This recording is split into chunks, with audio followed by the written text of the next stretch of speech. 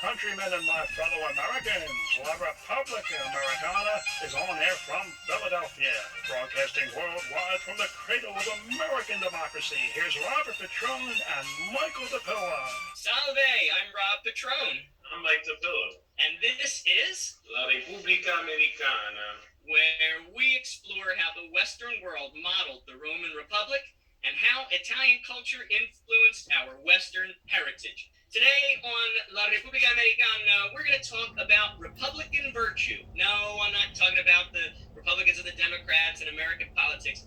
Republican virtue means the virtues of the Roman Republic and its citizens, which, as we'll find, as Mike explains it to us, is really sort of the flip side of the coin of inalienable rights. Now, we've talked about inalienable rights on a previous episode of La Repubblica Americana. An inalienable right is a right that can't be restrained or repealed by human laws, but rather are natural rights that come from God and flow from our nature as free people. And Thomas Jefferson lists 3 inalienable rights, or as he calls them, unalienable rights, in the Declaration of Independence. He writes that human beings are, quote, endowed by their creator with certain unalienable rights, that among these are life, liberty, and the pursuit of happiness. All 3 of which came from Italian writers, specifically Cesare Beccaria, who wrote about the unalienable rights of life and liberty in his book Dei delitti e delle pene on crime and punishment, and Gaetano Filangieri, who wrote about the pursuit of happiness in his treatise La Scienza della Legislazione, the science of legislation, all of which the founding fathers had carefully studied. But rights are not the only aspect of citizenship in the Roman Republic, nor indeed in the American Republic. The Roman and American citizen is also expected to display virtues and duties. So, Mike, tell us about these virtues and duties of Roman citizens.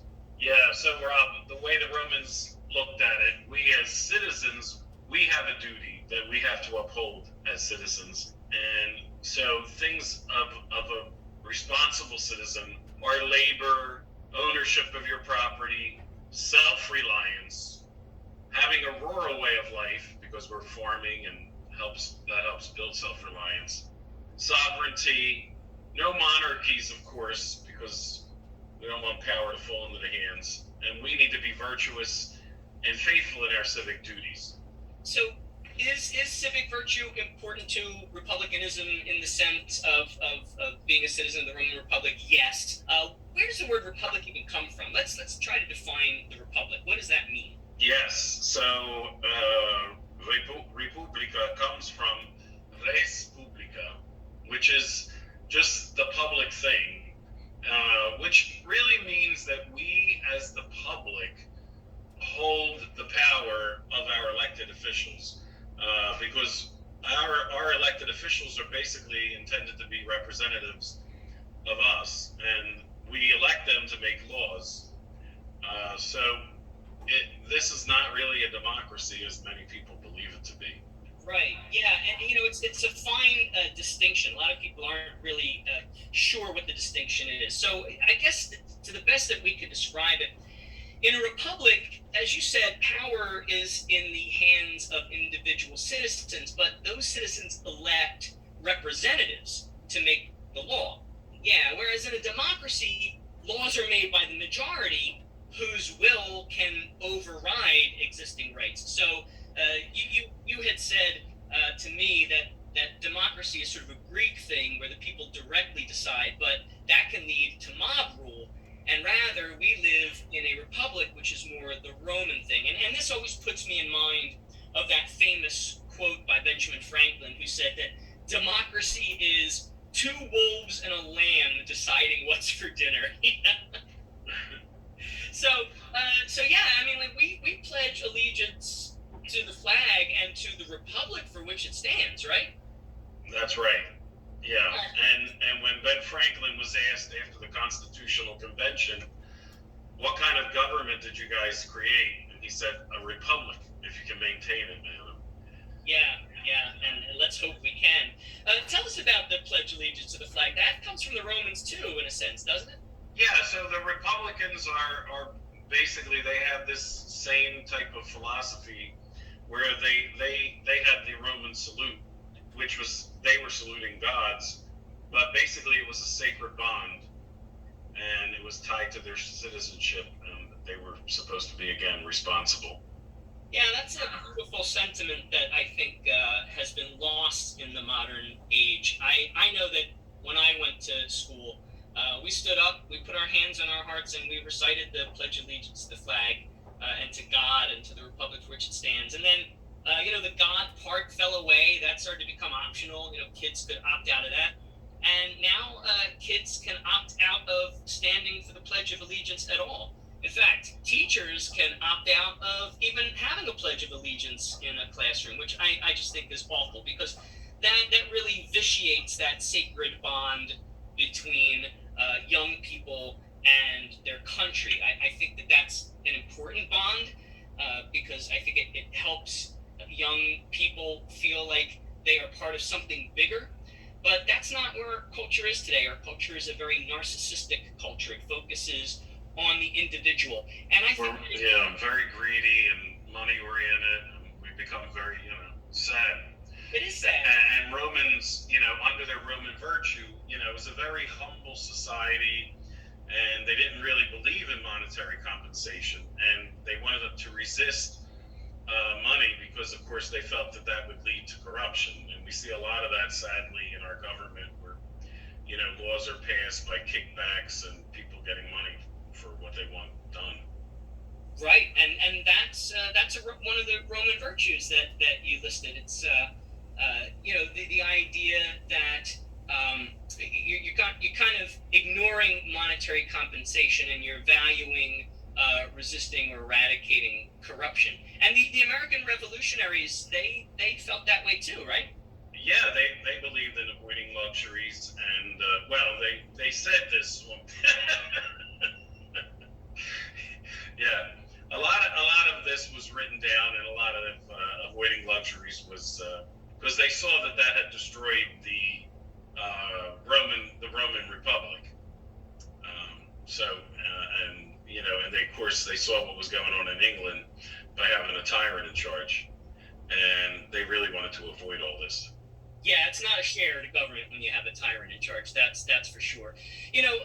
This really reminds me of the George Washington and the Newburgh Revolution of 1783. This is one of these really touching stories about George Washington that I never forgot. And so the Newburgh Revolution of 1783 was basically a group of officers from the Revolutionary War who, as the war came to a close, refused to give up their arms until they got paid for their service in the war, or they threatened they were going to take control of the government. Now, the problem was, the war bankrupted the United States. Congress didn't have the money. And this was a real threat. I mean, these guys were not kidding. Thomas Jefferson was in a real panic. And so George Washington steps in to save the republic once again, always the paragon of Republican virtue. He knew these men, all of whom had served under his leadership as commander-in-chief. So he stood before them, and he acknowledged that they had risked everything to create the republic, and he told them that to abandon the cause now, when victory was so close, would mean that all of their sacrifices would have been in vain. And after he gives this speech, he concludes by reading them a letter sent to him from a congressman.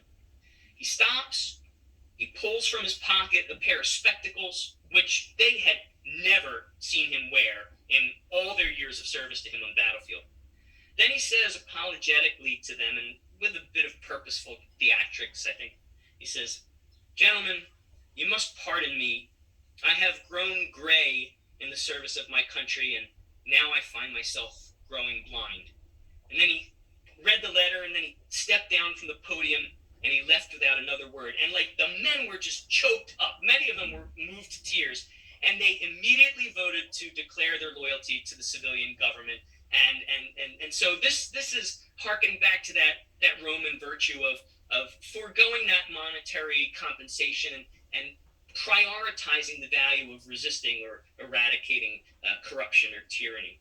Yeah, and this is where 2,000 of these soldiers actually pledged their allegiance to George Washington, and they formed the Society of Cincinnatus. Wow. And I know that another really amazing story, although some people say it may be apocryphal, but when King George III in England heard that George Washington planned to hand over his power once the war was over, King George III said, "Really? And if he does that, that will make him the greatest man in the world." I just love that. All right, so we know a lot about the Roman virtue and the lives of the Romans from Roman historians and authors. Let's talk about a few. Let's talk about, say, Livy and Plutarch and those folks. So tell us a little bit about Livy. Who was Livy? Yeah, so Livy, as he was called, and he was, of course, studied by the founding fathers because they went to Latin school, was a Roman republic. And he was famous during the time just before Caesar was murdered. And he recounts the early legends of Rome and the founding of Rome in 753, between Romulus and Remus, all the way to the reign of Augustus Caesar, which, of course, occurs during his own lifetime. Livy was a humanist, and of course, humanism comes back again later in the Middle Ages. And he believed the government should manage the resources of the people. So we got to remember that when we enable these government officials, basically, qui commande fa legge, as my mother would say, which is who we give power to, basically makes the law. And yeah, for sure. And we see a lot of that today. A lot of different things going on in our country right now. We really do. And another historian was Plutarch. Tell us a little bit about Plutarch. Yeah, so Plutarch was another Roman, and he wrote the lives of famous Romans. His real name was Lucius Mestrius Plutarchus. He was actually a Greek philosopher and a priest at the Temple of Apollo, but he's, of course, everybody read the lives that he wrote about. And the founding fathers all had copies of Livy, Plutarch, and other Roman writers like Cicero and others. And then, of course, what happens then in the Middle Ages, people like Machiavelli come on the scene, and he resurrects a lot of these ideas. And the ideas of Machiavelli are written about in the Philadelphia newspapers at the time. And he, of course, wrote about the prince, and that reference to the prince was even in our Declaration of Independence. The negativity of having the rule of a monarch, or he demoted the king to a prince. So. I love it. Yeah. And, if not for the Middle Ages and the Renaissance, and for these Roman historians and Machiavelli and other Italian writers, we would not know about the Romans. And knowledge of the Romans and knowledge of the Roman Republic was really critical to the foundation of our country. I mean, it was really the linchpin, the keystone of our American Republic, of La Repubblica Americana. So Machiavelli, he writes about Livy too, right? Yeah, Machiavelli wrote about Livy, and he actually wrote Livy in his discourses. So we had sort of a more modern interpretation. But, in this discourse, he tells us Livy's goal was to work for the common good of humanity. That's interesting. A lot of people think of Machiavelli, his name has become synonymous with sort of a sinister intrigue, a kind of a dark intent. But Machiavelli writes about Livy and his goals, that goal being to work for the common good of humanity. But I guess, the difficult part is answering the question, like who gets to determine the common good of humanity? That's a difficult question, and I think it's one we struggle with today. Of course, to the modern listener, Machiavelli is probably best known for his famous query, which was given a spotlight in the 1993 coming-of-age movie A Bronx Tale, as to whether it is better to be feared or loved. So, dimmi, Michele, cosa preferisci tu, essere temuto oppure amato? Amato. Ah, now that's Italian. Thank you for tuning in, folks. And be sure to visit Mike DiPilla and me, Rob Petrone, next time on Radio Voice Italia at La Repubblica Americana. Whiskey and soda and rock and roll. Whiskey and soda and rock and roll.